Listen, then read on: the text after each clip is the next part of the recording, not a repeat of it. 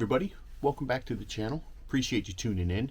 So today, shocker, another single barrel review, and this one is actually one that I wasn't sure, I was not planning on getting, and was down actually picking up bottles of the Sagamore High Rye Bourbon, and snagged this bottle and have been enjoying it.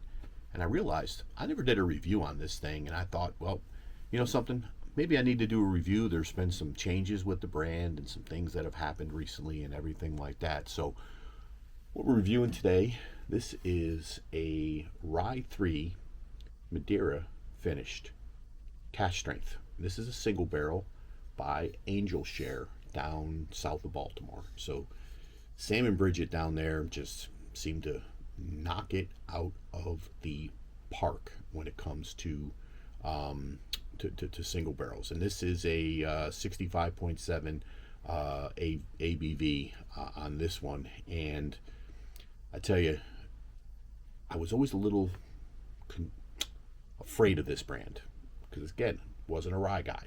Wasn't sure if I would gravitate towards or enjoy rye whiskey. And come to learn,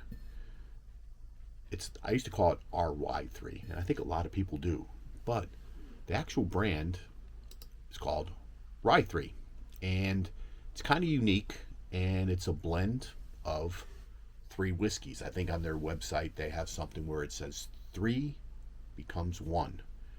So they blend, all of their bottles are a blend of 100% rye whiskey, a 95.5 5% barley whiskey, and then light whiskey are blended together to make their offerings.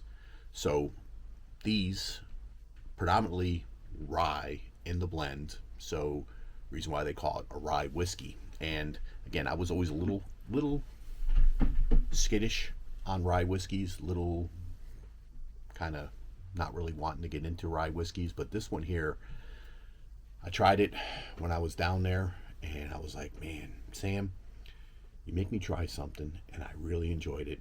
It wasn't a horrible price on it, and I figured, well, hey, if I'm gonna have a rye 3 in my inventory, might as well be a pick from Shared Pour. And this thing is pretty good.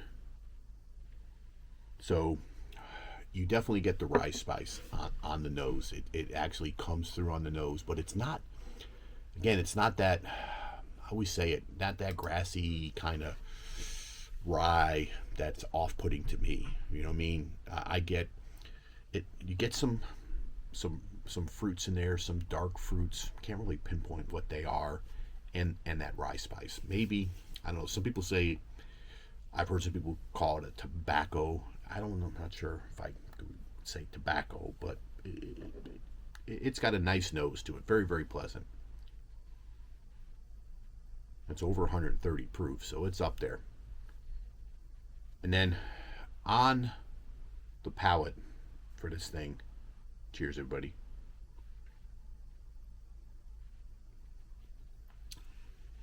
I mean, wow. I think that's where this thing shines. It has got some oakiness, some of that vanilla, burnt caramel. Those are the notes that I pick up a lot. That wood sugars, and then you get that dark fruit kind of creeping in there.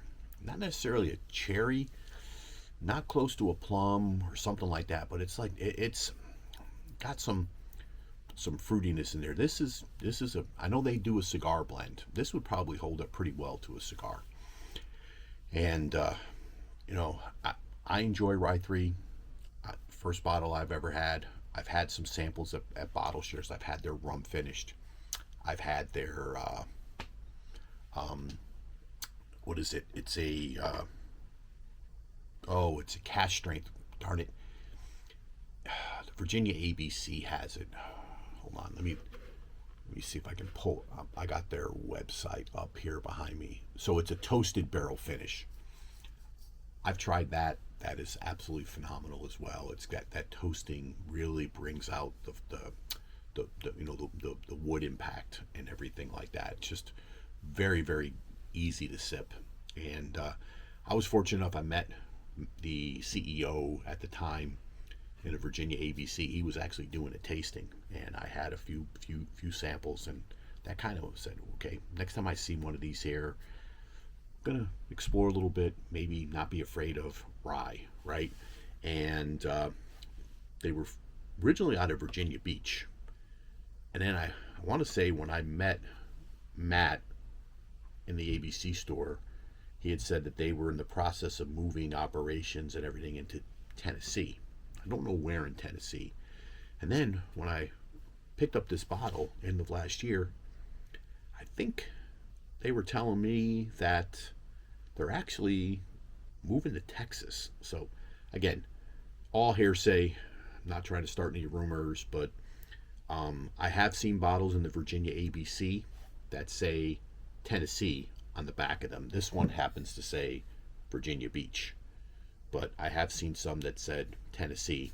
So don't know where they're located or what's going on. I know they're still in the Virginia ABC, still putting out some pretty good whiskey. And if you're in a market where you can get this, give it a try. It's pretty unique. I know they have like I said, I have a cigar blend, and I've heard people rave about their light whiskey. So I think they have a standard 14-year light whiskey, and I've seen some older ones. I think when I was looking before on their website, I think they mentioned something about a 16, but I think I've seen some people have a 17-year light whiskey. So if that's your thing, still kind of exploring the light whiskey side of things and everything like that. Just had a few hazmats. I like them, but I don't know. I'm trying to keep I think under 140 proof to 125 is actually a good area to be in. Sometimes below 125 is even better, but to each their own. So appreciate you guys tuning in. Again, just a quick review of RY3 here. Unique